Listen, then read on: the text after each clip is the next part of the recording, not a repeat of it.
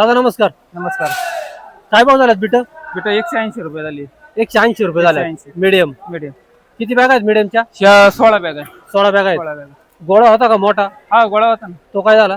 गोळा 111 रुपये. 111 रुपये झाला. बुगी बदला? बुगी नव्हती, बदला होता. बदला 60 रुपये झाला. बदला 60 रुपये झाला. हा. किती बॅग आहेत सगळ्यात?